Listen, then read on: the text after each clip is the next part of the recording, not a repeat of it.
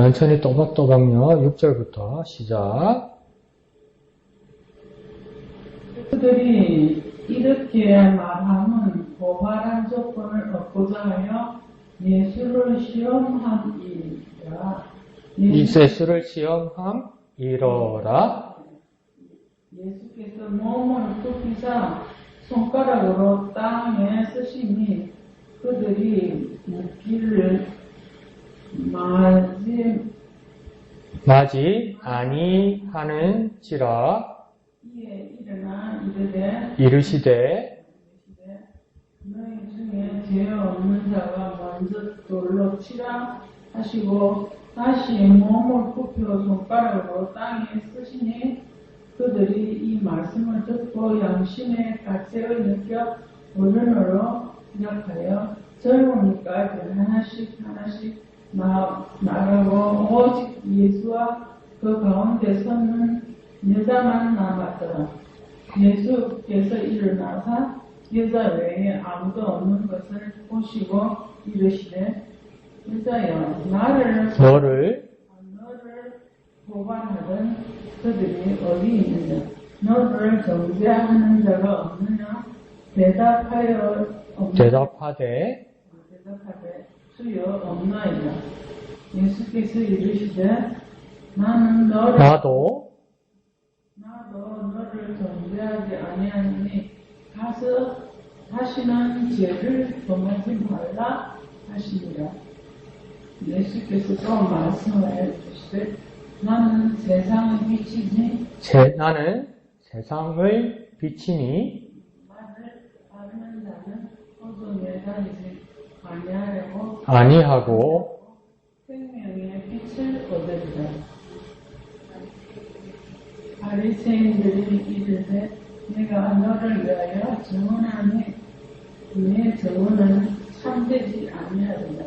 예수께서 잠깐만요. 천천히 마음 급하시네요. 천천히 또박또박 큰 소리로 14절부터 예수께서 시작. 예수께서 대답하여 이르시되 내가 나를 위하여 증언하니 참되니 나는 내가 어디서 들어가는 것을 알 거니와 너희는 내가 어디서 오며 어디서 가는 어디로 가는 것을 알지 못하니 육체를 따라 판단하나 나는 아무도 판단하지 아니하노라. 만일 내가 내 판단에 참되니 이는 내가 혼자 있는 것이 아니요 나를 보내신 이가 나와 함께 계십니다.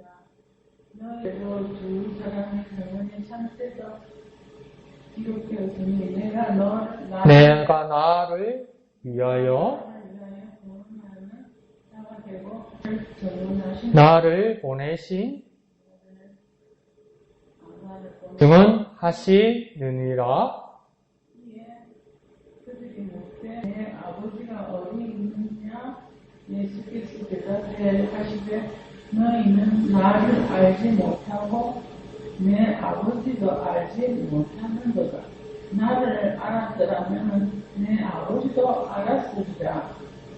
이 말씀을 성전에서 가르치실 때에 성전 앞에서 하셨으나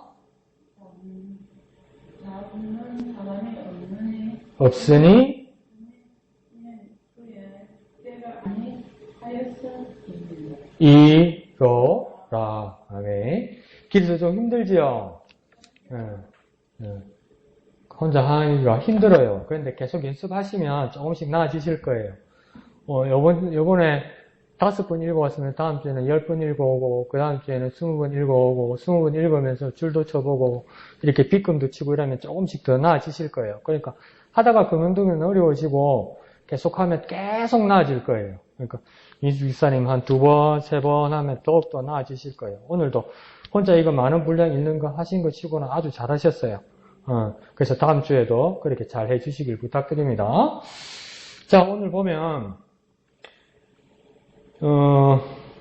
크게 세 가지 이야기로 한번 나눠볼 수 있을 것 같아요.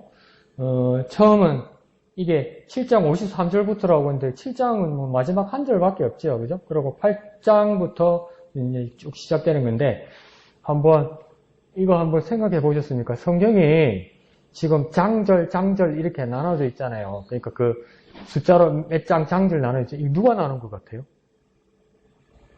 이게요. 처음에는 장절로 안 나눠져 있었잖아요. 그러니까 쫙 붙어 있었잖아요. 심지어 히브리어 같은 경우에는 띄어쓰기도 안 되고 쫙 다 붙어 있어요. 오른쪽 왼쪽으로 띄어쓰기. 그래서 이거 해석하는 거 가지고 싸우고 막 이랬었어요. 근데 이제 이게 그 유럽에서 구텐베르크 활자 이게 생기면서 이제 인쇄해서 책을 찍어낼 수 있게 된 거거든요. 그 책을 찍어내야 되니까 이렇게 두루마리로 되어 있다가 이제 장 하나하나 페이지 이렇게 넘기는 책으로 바뀌었잖아요. 그러면 이걸 인쇄를 해야 되는데 그러면 이걸 잘라내야 되잖아요. 이걸 잘라내야 되는데 빨리 못하니까 이 책을 출판해야 되는 독일의 출판업자가 말 타고 가면서 이거 옮긴 거예요. 장절을 나눈 거예요. 우측으로 엄청 잘했죠. 저보고 시켜놓으면 몇 년이 걸릴걸, 이거 어디서 나눠야 되고 어떻게 잘라야 될까. 그러다 보니까 약간 미스가 있는 거예요. 그러니까 오늘도 보면 7장 53절부터 8장 1절로 이렇게 연결되는 그런 약간의 조금 실수는 있지만 그래도 아주 잘 나눈 겁니다. 그러다 보니까 이제 장절 이렇게 나눠진 거죠. 그래서 7장 53절부터 8장 2절까지 이 내용을 보면 이야기가 시작되기 전에, 본문이 시작되기 전에 아주 기묘한 모습이 나타나는데 이 예수님과 만남을 가지다가 사람들은 다 어디로 갑니까? 각각의 집으로 돌아간다고 이야기하잖아요. 그러니까 각자 자기 있는 곳으로 가요. 그런데 그러면 예수님이 거할 숙소로 가서 쉬시거나 준비를 하셔야 되잖아요. 근데 예수님이 준비하는 건 어디로 갑니까? 산으로 올라가신다는 거예요. 산으로 왜 올라가셨을까요? 기도하고 묵상하러 가셨던 거죠. 이거 준비하러 가셨던 거예요. 그러니까 날 새니까 이절에 아침에 어디로 오십니까? 성전으로 돌아오십니다. 성전으로 왜 돌아오셨습니까? 가르치려고요. 그러니까 예수님은 밤부터 그 다음날 아침까지 계속 하시는 일은 뭐냐면 묵상하고 기도해서 준비해 와서 성전으로 내려와서 가르치는 거죠. 그 다음에 이제 성전에서 가르치는데 이게 사고가 난 거예요. 그러니까 이게 이 영화나 드라마처럼 우리가 그림에서 한번 상상을 해보면 예수님은 준비를 엄청 해오신 겁니다. 가르치기 위해서. 나는 하나님의 아들이고 하나님 부터 왔으니까 막 자다가 일어나가지고 그냥 막 한 번을 쫙 말하면 뭐 내 말은 다 진리니까 아무 준비 없이 하는 게 아니고 그걸 위해서 엄청 준비해 와서 오신 건데 거기 와서 뭡니까? 그 한가운데 와서 우리 동네 말로 누가 깽판을 놨는 겁니다.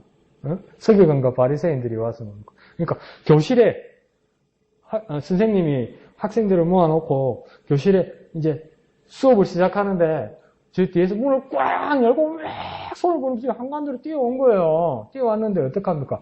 그 교실 한가운데에 여자 한 사람을 끌고 와가지고 만신창이를 먼저 확 예수님 앞에다 던져놓은 거예요. 이게 이렇게 해야 될 일이 아니잖아요. 이게 큰 문제라도.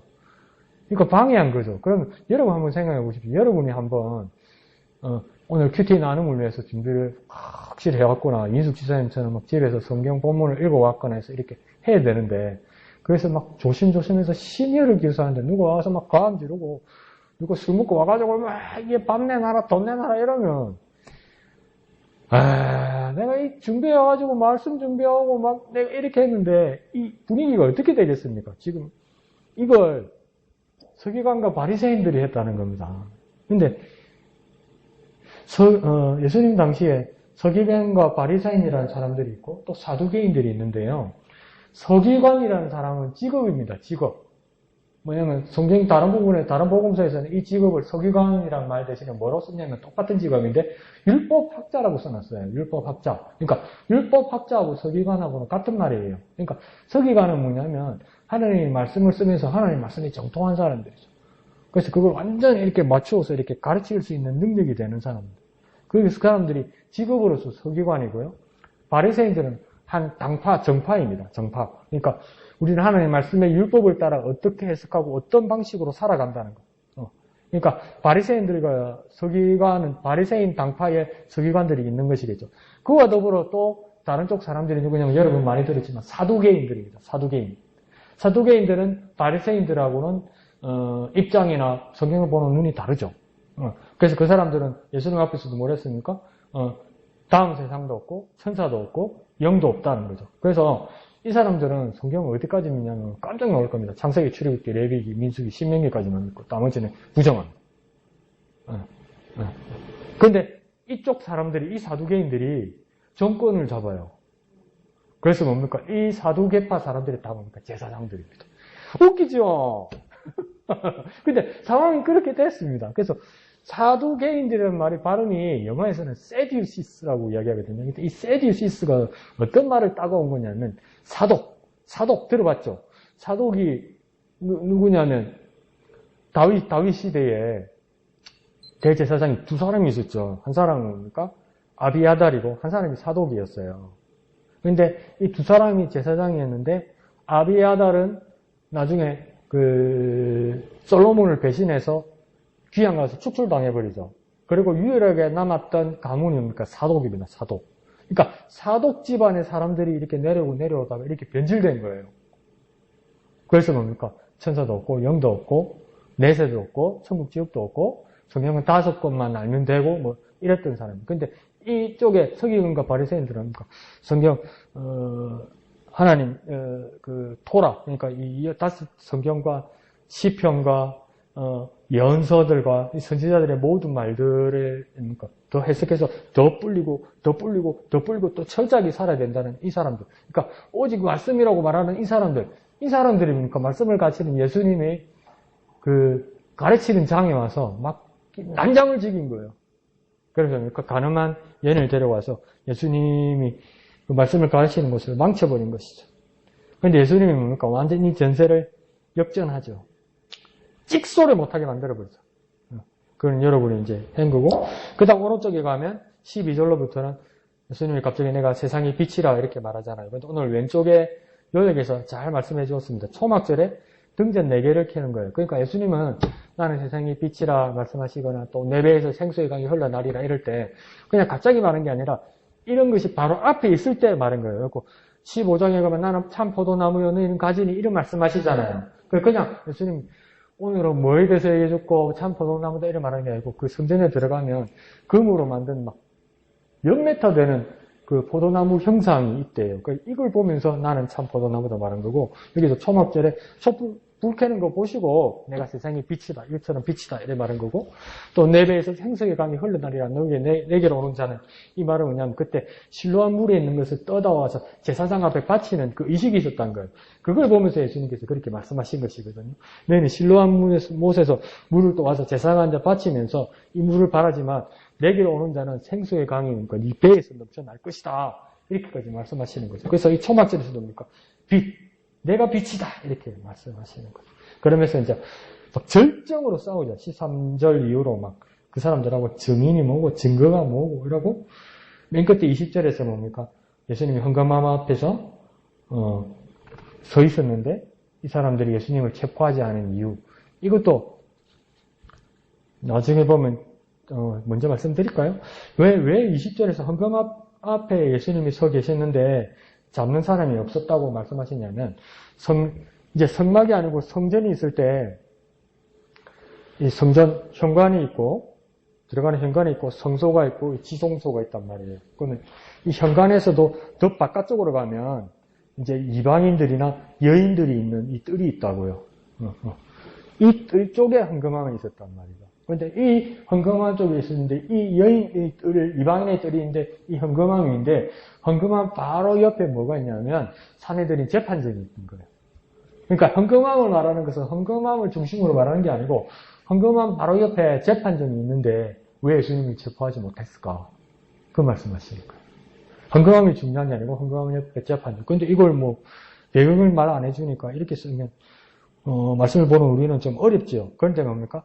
그때가 아직 이르지 아니었기 때문에 예수님이 체포되지 않았다. 이렇게 얘기하는 거죠. 그러니까 바리새인들 또 사두개인들이 자기 마음대로 예수님을 좌지우지할 수 있을 것 같지만은 마음대로 못 하더라는 겁니다. 왜요? 하나님이 뜻대로 하는 것이고 하나님이 저한테 하는 것이고 그러니까 우리가 당하는 고난이나 우리가 당하는 어떤 우리가 겪는 어떤 기쁨이나 즐거움 이것들도 다 우리가 이렇게 해낸 것이거나 하나님이 돕지 않아서 내가 어려움이 있거나 이렇게 생각할 것이 아니라 하나님이 정하신 때에 하나님께서 이끄시는 것이고 그리고 설사 그것이 내게 좀 아프고 괴로운 것일지라도 하나님 분명히 바울을 통해서 고린도 전서에서 말씀하셨듯이 피할 길을 하나님께서 내주실 것이고 또 내게 이 기쁨이 있어도 이게 취해서 이것이 나의 절정이고 영원할 거라고 착각하면 안 된다는 겁니다. 하나님께서 이끄신다는 것, 하나님께서 결정하신다는 것을 보여주는 것이죠.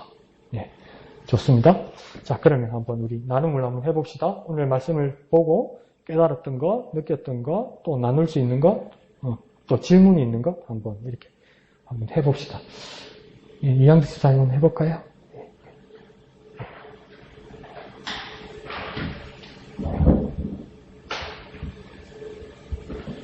네, 저는 요한복음 8장 네. 7절에서 예.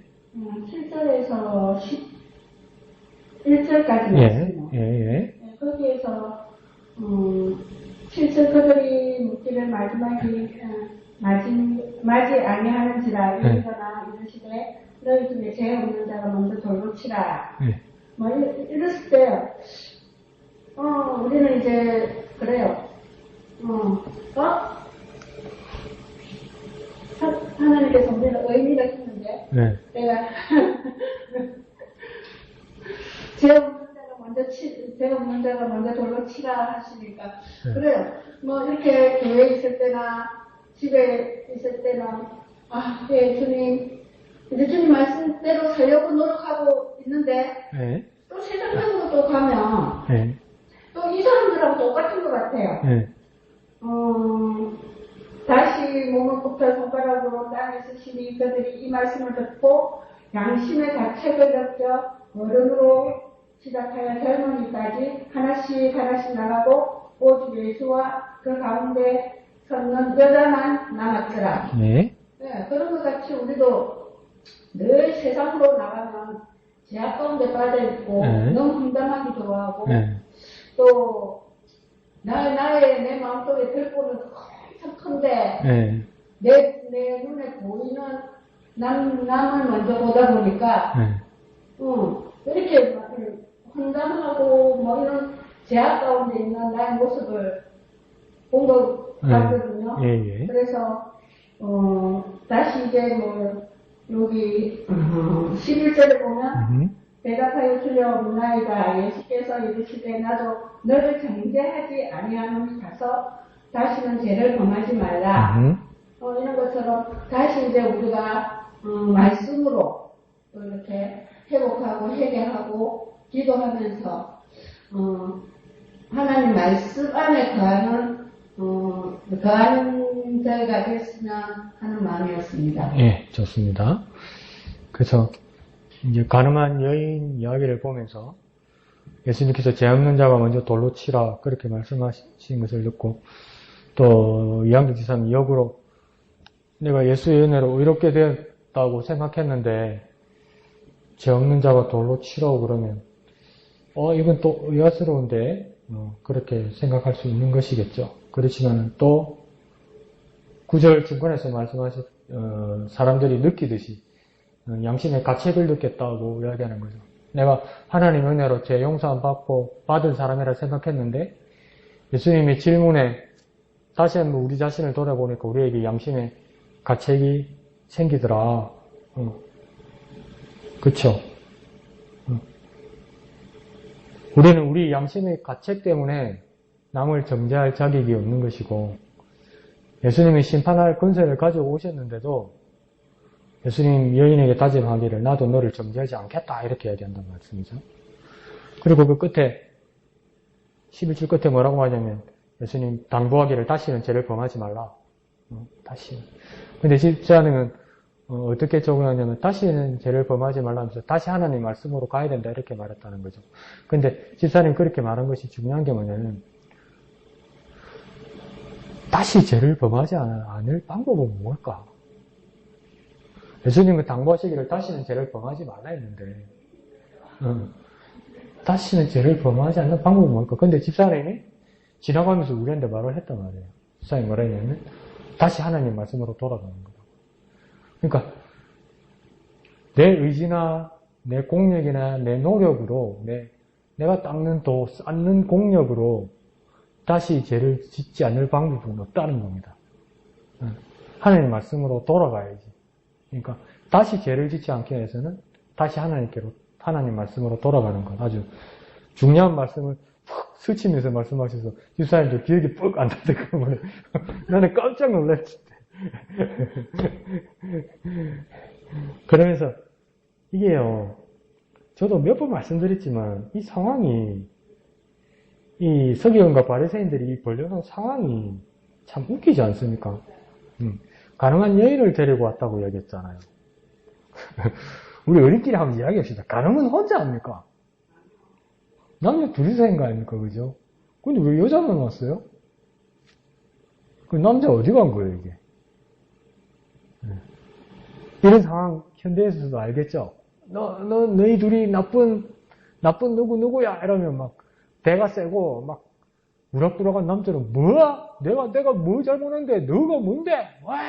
감 이러면 바리새인 서기관도 그 남자 못 잡아온다는 거예요.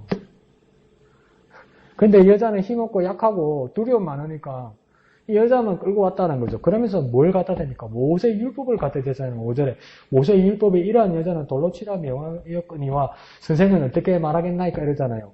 근데 이게 어디를 말하는 거냐면 레위기 20장 10절하고 신명기 22장 22절을 말하는 것 같아요. 모세 율법을.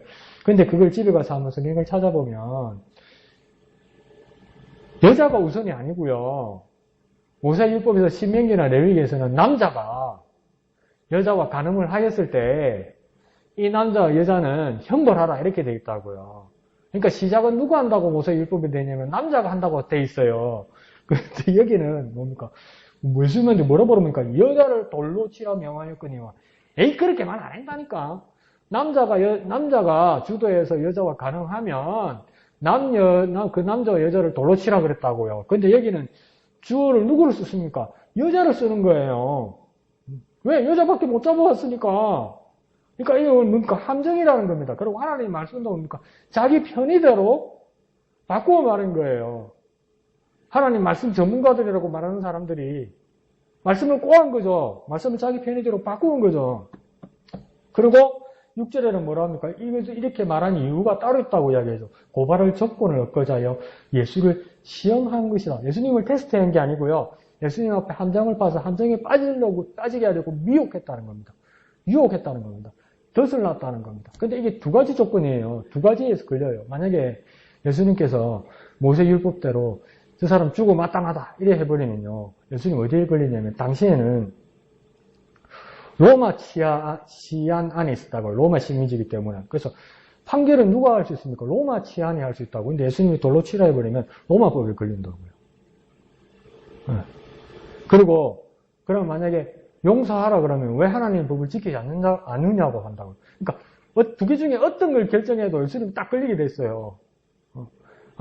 제 하나님의 아들이라더니 모세율법 하나님의 말씀을 안 지킨다 이렇게 되는 거예요. 만약에 용서하라 그러면. 근데 만약에 하나님 말씀 모세율법대로 치라 그러면 로마법을 안 지키는 네가 무슨 판사냐 이렇게 해버린다고. 그러니까 이렇게 결정해도 저렇게 결정해도 예수님 잡히게 만들려고 그런 거예요. 그러니까 생각이 두 개밖에 안 된다는 거야. 두 가지. 이거 아니면 O 아니면 X. 1번 아니면 2번이라고 밖에 아무리 지혜로워도 그래밖에 함정을 못 판다고요. 그런데 예수님은 뭐라 합니까? 땅에다가 글을 쓰셨어요. 뭐라고 쓰셨습니까? 뭐라고 쓴 줄 몰라요. 그래서 어떤 사람은 그렇게 해요. 니들이 돌맛을 알아. 이랬을 때. 근데 그 중간에 예수님은 그 너희 중에 죄 없는 자가 먼저 돌로 치라 그랬잖아요. 이걸 뭐라고 한번 저는 해석했냐면 먼저 네 자신을 봐라. 네 자신을 한번 판단하고 네 자신을 한번 심판해봐라. 네 양심으로 비춰봐라. 네가 뭐가 다르냐. 그러면서 두 번째 또 한 번 땅에다가 썼다고 그러잖아요. 또 한 번 땅에 예수님이 썼다고 그랬잖아요. 그것도 뭐라 쓴지 몰라요. 근데 전설에 이거는 성경 아니에요. 진리도 아니에요. 근데 전설에 어떻게 전해냐면 두 가지를 가정을 해요. 예수님이 10개는 썼을 거다. 봐라 인간들아 이러면서 썼을 거고. 두 번째는 더 얼마나 웃기는 그 가정을 해놨냐면 학자들이 그 바리새인하고 서기관들 있잖아요. 이름을 땅에다 썼다는 거예요. 강머시기, 박머시기 이러면서 썼다는 거예요. 니 딱 봐놔서, 니 딱 봐놔서 이러는 거야. 그래서 니는 절대 하나님 나라 못 가. 이런 식으로 썼다는 거야. 그러니까 약심에 가책을 느껴서 무서워서 하나둘 떠나갔다는 확인되지 않는 전설도 있다는 거죠.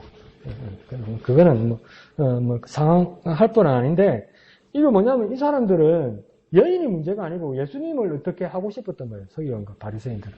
아주 나쁜 상태죠.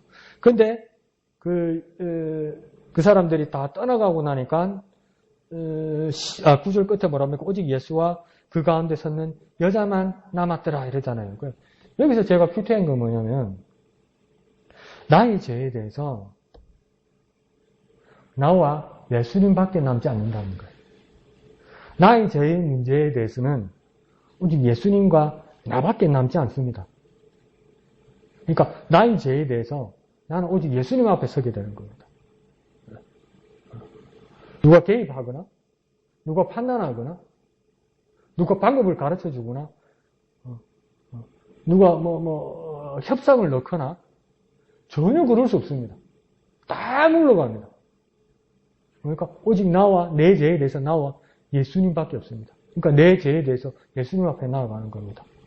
그러니까 내 죄에 대해서 나는 예수님 앞에서 어떻게 나아가야 될지, 어떻게 비칠지, 어떻게 고백해야 될지, 어떻게 말해야 될지, 어떻게 비칠지 준비해야 됩니다. 대신 해줄 수 없어요. 그러니까 나의 죄를 씻기는 예수의 피밖에 없네 이러잖아요. 예수님 앞에 나아가는 것밖에 없어요.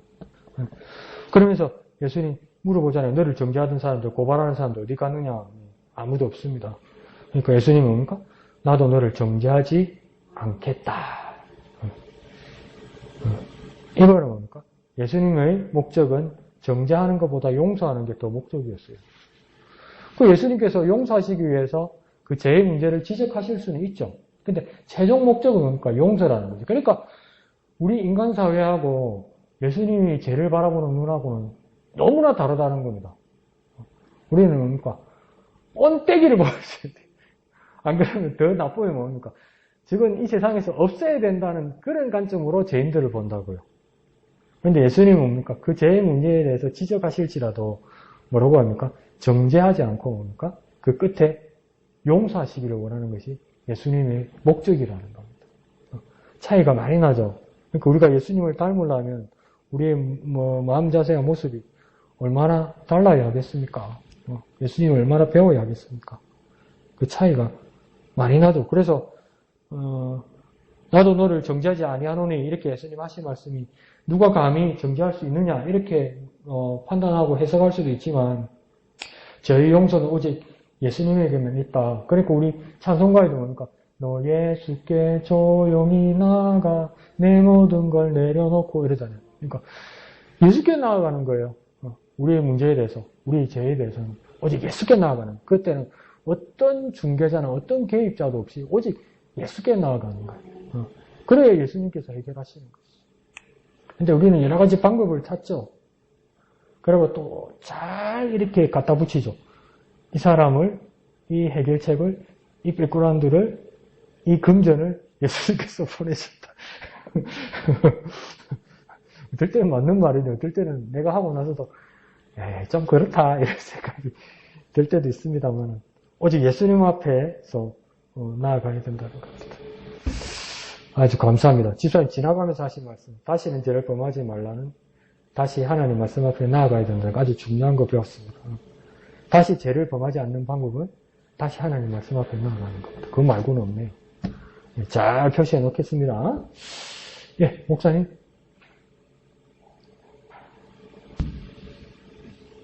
요즘 교회에서 교회를 보고 비판하는 그런 내용들 가운데 하나가 회개를 너무 쉽게 한다. 하나님 앞에 저거는 용서받았다고 하는데 누가 용서해줬지? 피해자는 피눈물이 나고 있는데 그냥 용서받았다고 자기는 기뻐하고 할렐루야 하고 있고 요즘 시대로 이 성경을 본다면 어차피 우리가 요구하는 것이 예수님 앞에 나와가지고 회개하고 용서받고 더 이상 죄를 짓지 마라 끝이 아니라 어차피 우리는 더 요구하는 것 아닌가. 예수님께 회개했으니까 이제 네가 가늠한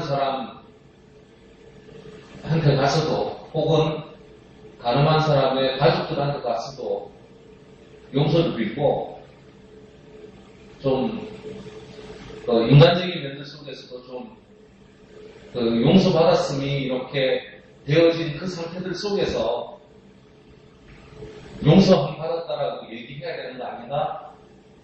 라고 하는 것이 요즘 시대의 영화나 아니면 여러 가지 어떤 대중매체들을 통한 메시지들이 어떤 그런 것들이 아닌가. 교회가 가지고 있는 회개관, 죄 용서함에 대한 부분에 대하여서 너무 비아냥거리는 그런 모습들이 많으니까 그런 부분들도 조금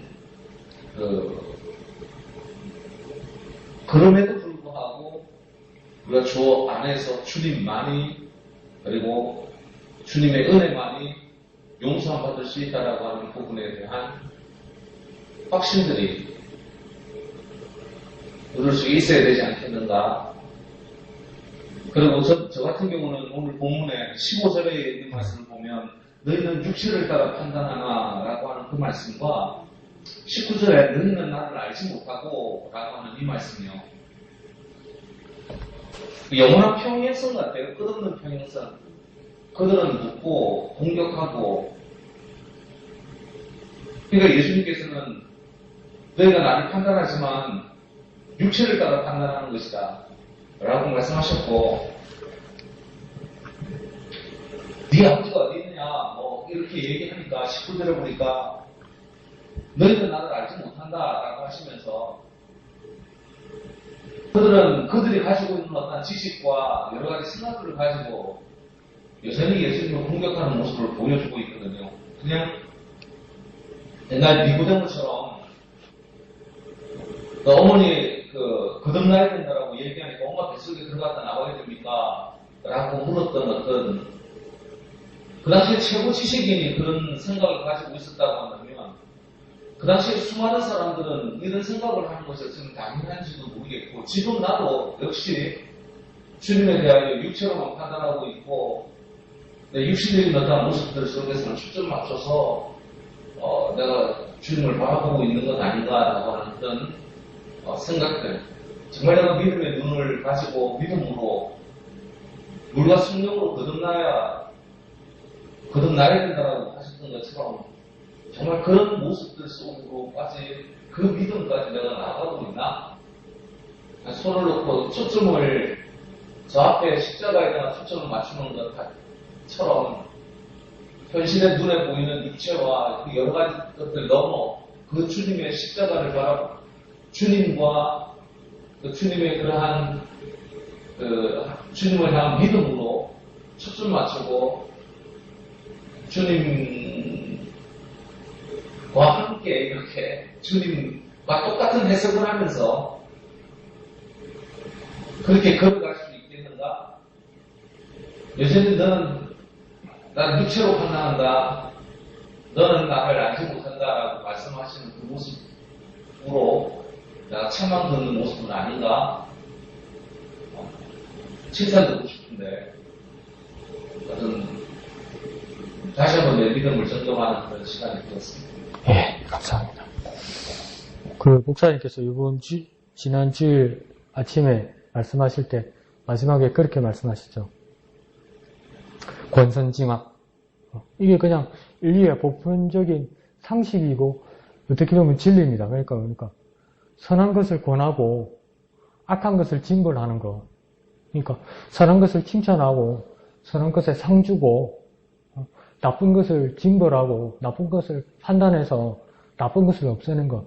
그게 그러니까 인류의 도덕이고 보편이고 윤리잖아요. 그게 그렇게 그리고 선하게 사는 사람들이 보상받아야 되고 악하게 사는 사람들은 뺏겨야 되는 게 맞는 거잖아요. 근데 그 권성징악을 넘어서서 우리는 무엇으로 살아야 된다고 목사님 말씀하셨냐면 예수 십자가의 은혜로 사는 거라고 이야기했거든요. 그러니까 뭘 잘라서 선한 것에 대해서는 보상을 받고 악한 것을 징벌하는 그런 것이 하나님의 뜻이 아니라 예수 그리스도께서 오셔서 그 대신 죽고 십자가에 설리신 그 보혈로 모두가 용서함 받는 것, 모두가 하나 되는 것, 그것이 그리스도인의 진정한 모습이라고 그렇게 마지막 결론을 내어주셨거든요. 그와 마찬가지로 우리에게도 목사님 지적하신 것처럼 또 우리 그리스도인에게도 문제가 있기도 한 것 같아요. 제 생각에는. 오직 예수 십자가의 은혜로 다 죄 용서함 받고 의롭게 되는 것이죠. 그런데 우리는 얼마나 편의적으로 회개도 하냐면, 처음에 이제 기도를 배웠으니까 처음에 기도하러 나와서 고개 숙이고 두 손 모으고 하나님 앞에 감사기도 하고, 그 다음 이제 하나님 앞에 기도빨이 먹으려면 회개 기도를 해야 된단 말이죠.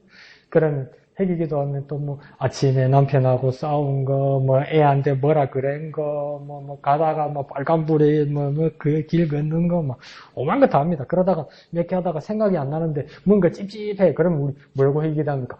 알게 모르게 지은 죄 다 용서해달라고. 그렇게 해버린다고요. 그냥 퉁 치고 넘어간다고요.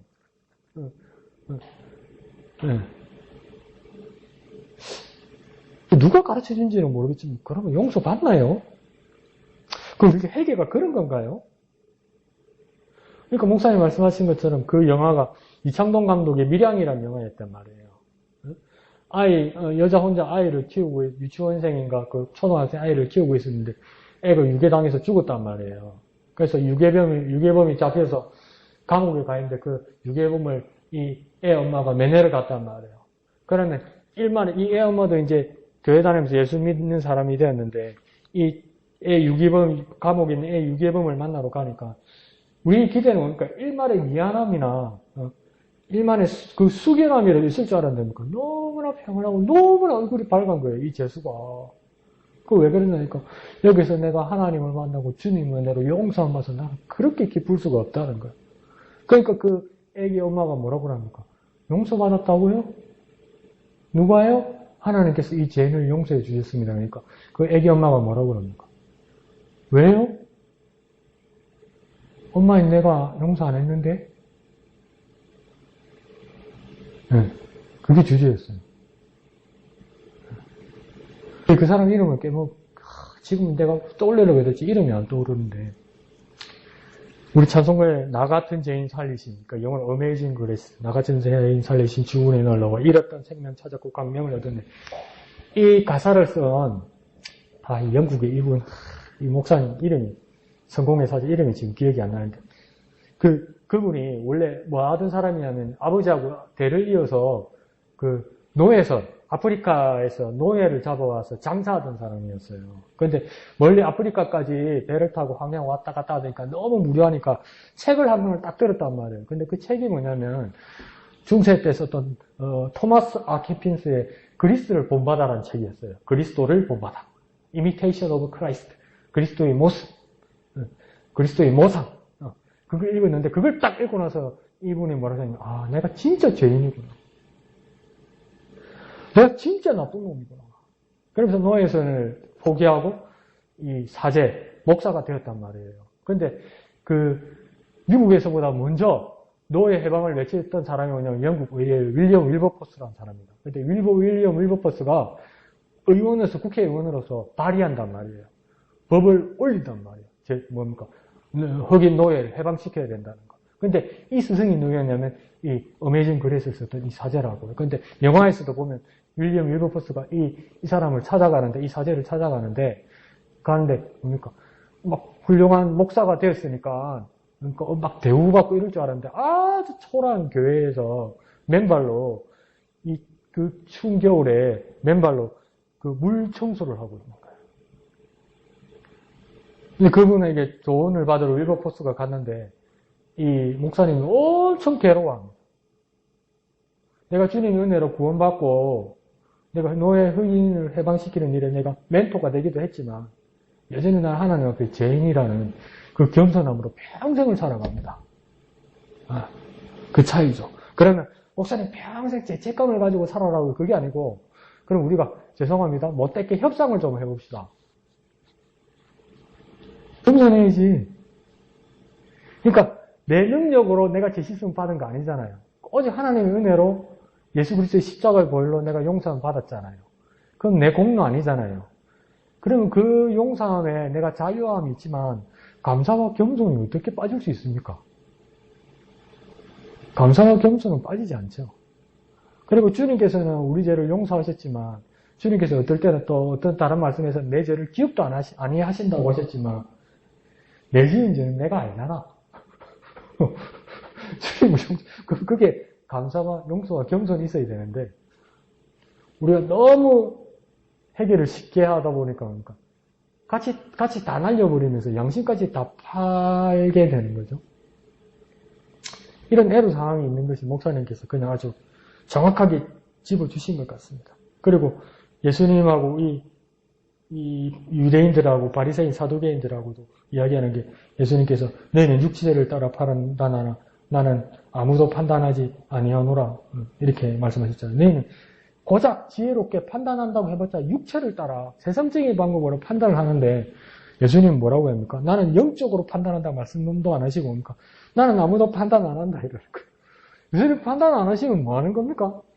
유대인들은 바리새인들과 서기관들은 육체를 따라 자기가 지혜롭게 판단을 하겠대요. 한대요. 예수님이 보셔도. 근데 예수님은 뭡니까? 너희들은 육체를 따라 하는데 나는 영적으로 하더라도 영적으로 판단한다고 말씀하지 않으세요. 나는 아예 판단하지 않는다고 이야기해요. 그럼 예수님 판단 안 하고 뭐하러 오셨습니까? 여러분 잘 아시잖아요. 뭐하러 오셨습니까? 구원하러 오셨어요. 용서하러 오셨어요. 그런데 오늘날 목사님이 안타까워 하시는 것처럼 우리는 회개를 아주 쉽게 하고 그에 대한 양심의 가책이나 죄책감 없고 그러면서도 우리는 주님께로 돌아갈 수밖에 없죠. 용서하는 것. 그것까지는 알아요. 그런데 우리의 모습에서 어떤 문제가 되냐면 그 죄의식, 그 회개는 아주 가볍게 여기고 우리가 세상에 빛이 되어야 되는데 어떤 모습으로 우리가 세상에 나타나냐 하면 어떤 권력과 권세를 교회와 그리스도인이 지면서 어떤 타락한 모습을 가지게 되냐면 하나님께 헌신한 자로 세상에 나타나는 게 아니고 하나님의 대리자가 되는 거예요. 그러니까 다시 말하면 뭐냐면 우리가 하나님이 세상에서 하나님 헌신자가 되면 우리는 십자가를 지겠죠. 예수님께서 뭐랍니까? 누구든지 나를 따라오려거든 자기를 부인하고 자기 십자가를 지고 나를 따를 것이냐 이랬어요. 뭘 지라고 얘기했습니까? 십자가를 지라고 이야기했어요. 그런데 하나님에 대한 헌신자가 되면 내 십자가를 지는 자가 될 건데 세상으로 하나님이 대리자가 되면 뭡니까? 칼을 뽑습니다. 칼을 뽑아요. 그럼 세상에다 휘두릅니다. 우리 하나님이 정의의 하나님에서 더러운 너희들을 내가 정의의 이름으로 예수 이름으로 처단하노라 이러는 거예요. 보이잖아. 이 대한민국에도 온통. 근데 그게 대한민국에만 이 일이 있었던 것이 아니라 중세에 십자군 전쟁이라고 들어보셨죠? 십자군 전쟁이 뭐냐면 그 성전에 있는 예루살렘이 이슬람 교도들에게 빼앗겼단 말이에요. 그런데 그 성전을 찾아야 되겠다는 거예요. 그래서 사람들을 그리스도인들 군사들을 동원을 시킵니다. 그래서 그 예루살렘 성전을 칼로 회복하려고 했던 거예요. 네.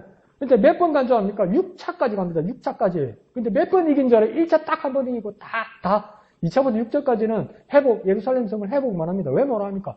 전쟁에서 진 거는 두 번째 문제고요. 예루살렘까지 가면서 주워 먹을 게 너무 많은 거야. 뺏어 먹을 게 너무 많은 거야. 그 뭡니까? 십자군이란 이름으로 십자가 하나 지지 않고 칼 들고 뭡니까? 하나님이 대리자라고 막 기두르는 거예요.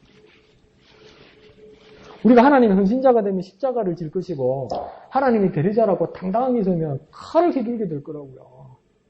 근데 우리는 오늘날 대부분 칼이라 칼. 휘두르는 거예요. 그러니까 예수님은 뭡니까? 너는 육체를 따라 판단하지만 나는 판단 안 한다 이야기했어. 나는 판단 안 한다 했어요. 예수님, 그러니까 또 그들이 뭡니까? 네 아버지가 어디 있는데 예수님. 이야, 진짜 옛날 놈인데 말 맞다나 검사들 보고. 이 정도면 막 나가자는 이야기죠. 그랬더니 진짜 이 예수님한테 이렇게 말합니까? 그들이 묻대 네 아버지가 어디 있느냐? 예수께서 대답하시네. 너희는 나를 알지 못하고 내 아버지도 알지 못하는도다. 나를 알았다면 내 아버지도 알았을 테다. 이게요. 여러분 가만히 생각해 보십시오. 이 바리새인들과 서기관들의 그 오만은 문제말이 아닙니다. 예수님이 제자들과 있을 때 빌립이 예수님한테 뭐라 그럽니까? 실컷 하나님 아버지에 대해서 말씀 가르쳐 주니까 빌립이 주여 우리에게 아버지를 보여주옵소서 이래요. 하나님을 보여주옵소서 이래요. 예수님 실컷 설명해 줬는데 자다가 일났는지 딴 건 생각했는지 안 그러면 너무 솔직해서 무식이 용감했는지 주여 우리에게 아버지를 보여주옵소서. 그때 예수님 대답이 뭡니까? 빌립아 네가 나를 보았거든 어떻게 아버지를 보여달라고 하느냐. 이 말은 뭡니까? 나를 본 자는 나 예수를 본 자는 아버지를 보았다고 이야기하는 거야. 이때까지 내가 아버지에 대해서 말하고 아버지의 영광을 보여주었으면 어떻게 아버지를 따로 보여달라고 하느냐. 내가 아버지 다 보여줬는데 내가 하늘 아버지 다 보여줬는데 그러니까 예수 그리스도는 뭐라는 겁니까? 하나님 아버지 계시자라는 겁니다. 그러면 오늘 우리는 어떤 사람이 되어야 됩니까? 성령으로 말미암아 예수 그리스도가 하나님을 나타내는 계시자, 예수와 하나님을 나타내는 자가 되어야 된다는 거예요. 그러면 감히 누구가 너희 아버지가 누군데 하나님 보여달라 말할 사람이 없다는 거예요. 사실은요. 내가 제대로 그리스도의 말씀대로 살았으면 지금 살고 있으면 목사님 말씀대로 진정한 회개와 제가 말씀드리는 정말 십자가의 헌신자가 되었으면 누가 내한테 와서 눈 부릅뜨고 안 그러면 내 멱살 잡고 하나님 보여달라고 네 아버지가 누군데 물어볼 사람이 없다고요. 말씀대로 산 내 삶에서 예수 그리스도가 나타나고 하나님 아버지가 보인다고요. 근데 예수님은 뭡니까?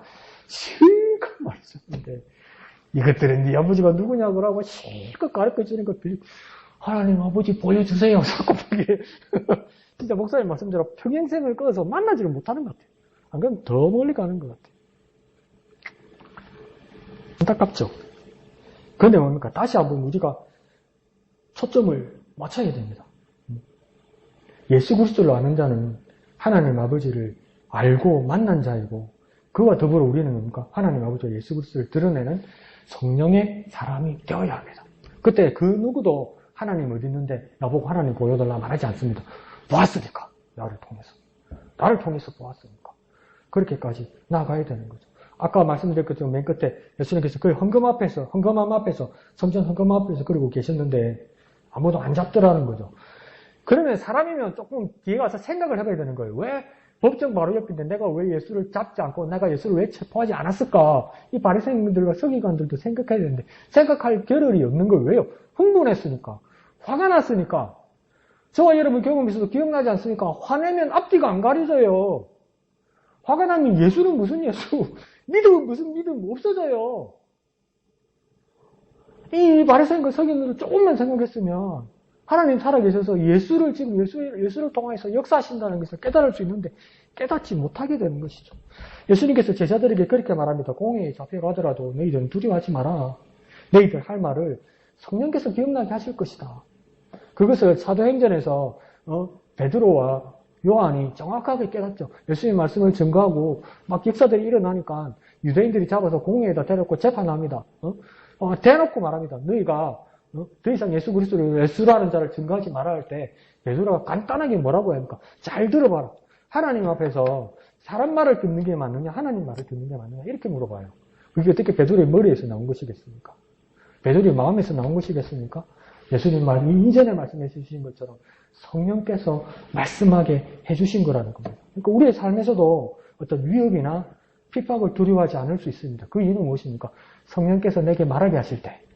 그런데 여기서 정확하게 우리가 조준하고 교정해야 될 것은 성령께서 말하게 하신다고 이야기하니까 내가 아무것도 모르는데 아무 말이나 나오게 해주시는 게 성령께서 말하는 거 아닙니다.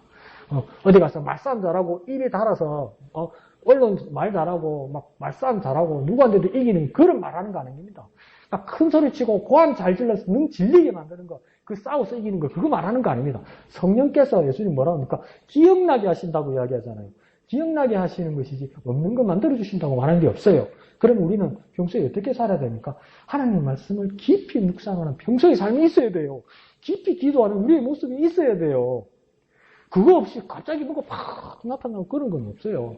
그래서 디모데전서 4장 5절에서도 바울이 디모데에게 뭐라고 해요? 그러니까 목회 일체의 비결을 가르쳐 주니까 말씀과 기도로 거룩하여지니라 이렇게 얘기했어요. 말씀과 기도로 거룩하여진다고 얘기했어요. 그러면 자 우리는 큐티를 적용해야 되잖아요. 그러면 말씀과 우리는 거룩해지기 위해서 말씀과 기도라는 두 가지 주제에 대해서 우리는 어떻게 적용하고 있습니까? 말씀은 어떻게 적용하고 있고 기도는 어떻게 적용하고 있습니까? 지금 잘 되지 않더라도 그러면 말씀은 어떻게 적용하겠습니까? 이숙 집사님. 내 삶에서 말씀을 어떻게 적용하겠습니까?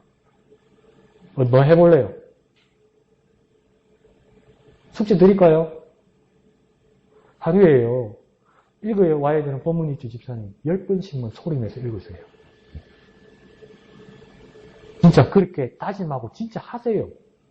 그럼 70번이에요. 하루에 10번씩이면요. 그러면 수요일에 와서 읽으면요. 청산유수가 쫙 흘러갈 거예요.